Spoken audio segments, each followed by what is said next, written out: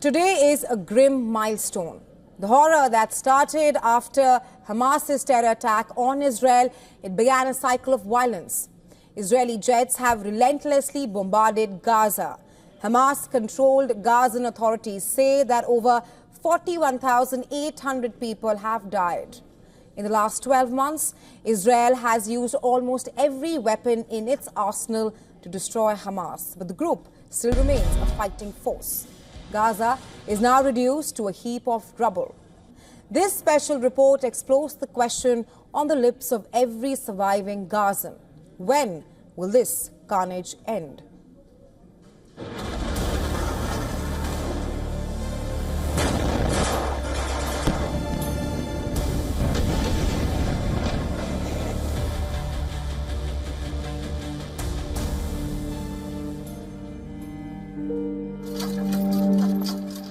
The once bustling streets of the Gaza Strip have been transformed into an eerie landscape of dusty craters, twisted wires, and crumpled buildings. After a year of Israeli bombardment following Hamas's October 7th attacks, the densely populated enclave, with a pre-war population of 2.3 million, has been pulverized.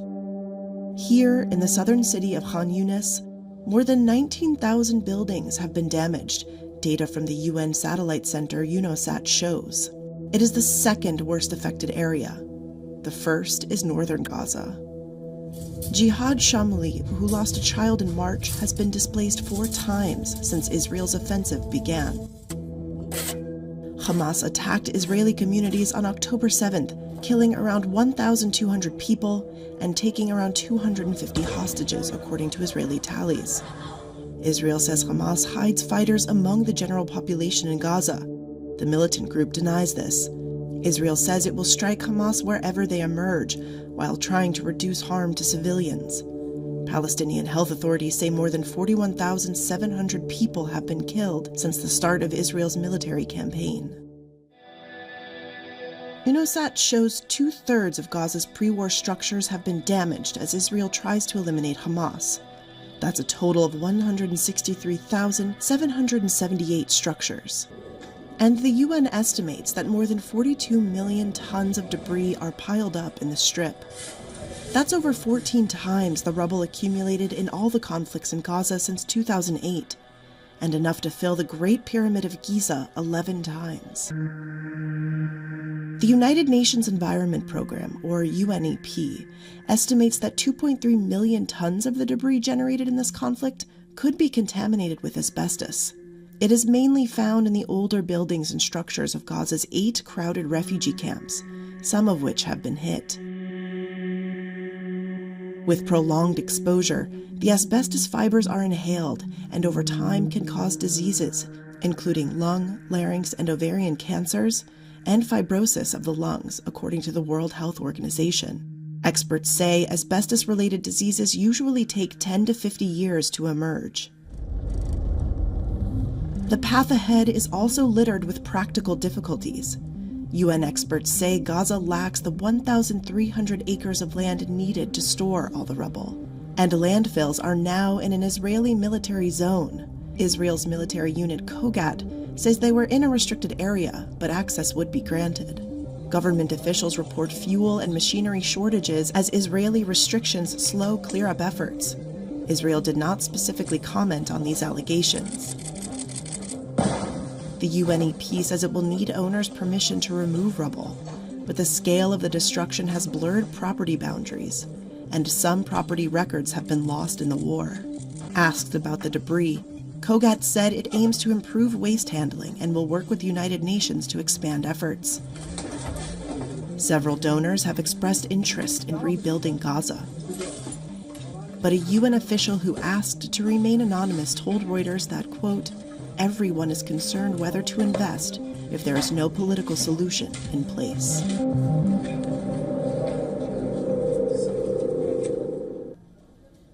For For more on this, we're now being joined by Tommaso Della Longa, spokesperson and manager of the media unit at the International Federation of Red Cross and Red Crescent Society.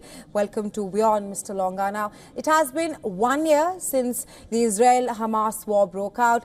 While the humanitarian cost is paramount, at least 41,000 people have been killed in Gaza.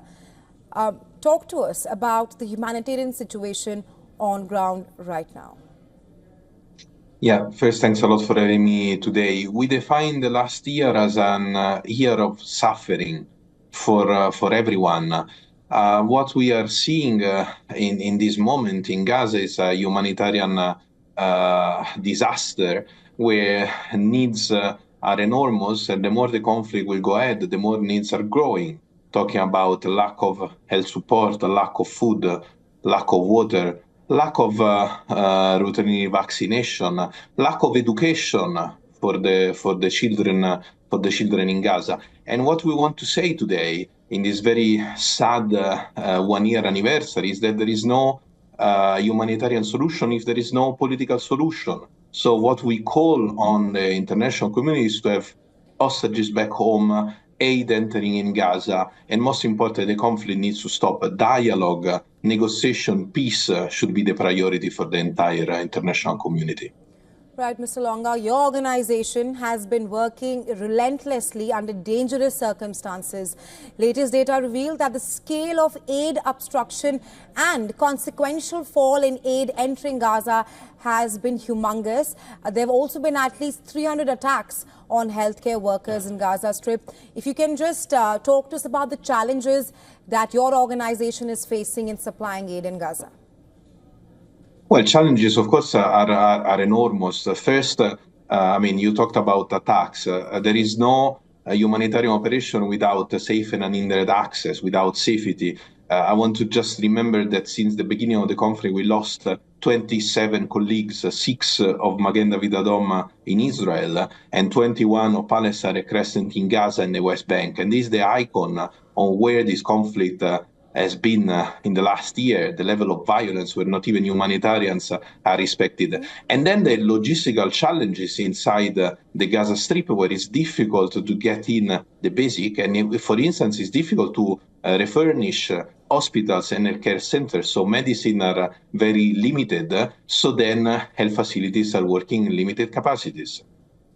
Mr. Longa, what would your message be to the world leaders right now as the war between Israel and Hamas completes 1 year anniversary and the human cost on both the sides is only escalating? Do your utmost to restart, continue negotiation, dialogue, and stop this conflict. We need to have hostages back home. We need to have aid inside Gaza Strip. We need to have safe and unhindered access everywhere in the Gaza Strip. And I mean, we really want to see humanity prevail in front of this year of immense suffering. Right, Mr. Longa, we hope that the war ends soon and the suffering also comes to an end. Thank you for joining us on WION with your insights. Thank you.